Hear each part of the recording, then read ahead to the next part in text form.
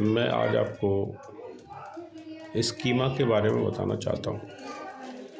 Schema gene पियाजे, जो कि Switzerland के एक मनोवैज्ञानिक थे, उन्होंने स्कीमा की थ्योरम दी।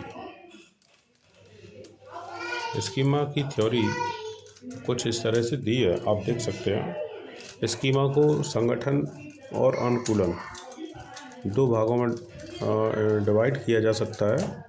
सूचनाओं को सार्थक पैटर्न जो बालक स्वयं बनाता है या किसी कार्य को स्वयं के द्वारा अपने तरीके से करना, वो एक संगठन है।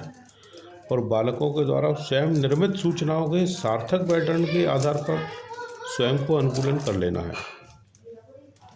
अनुकूलन को फिर हमने दो भागों में बांटा, एसिमिलेशन, एकोमोडेशन।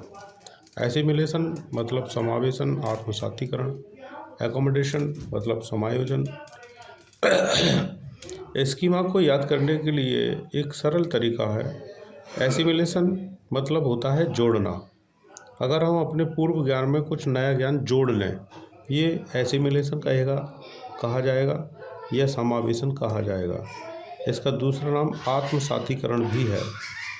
और जब हम अपने पूर्व ज्ञान में संशोधन कर लें नए ज्ञान के आधार पर, तो ये एकोमोडेशन यानी समायोजन कहा जाएगा। और यही है स्कीमा। इससे थोड़ा सा आगे साम्य धारण। साम्य धारण क्या होता है?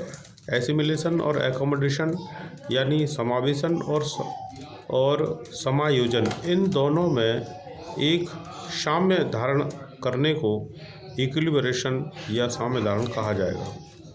केंद्रण, जब केवल एक ही पक्ष पर विचार करना हो, किसी भी विषय वस्तु के केवल एक ही पक्ष पर अगर हम जब अपना विचार करते हैं तो इसे हम केंद्रण कहते हैं। और जब किसी वस्तु या व्यक्ति के प्रत्येक पक्ष पर, किसी विषय वस्तु, व्यक्ति या वस्तु के प्रत्येक पक्ष पर यानी एवरी डायरेक्शन अगर हम चिंतन मनन विचार करते हैं तो इसको विकेंद्रण कहा जाता है।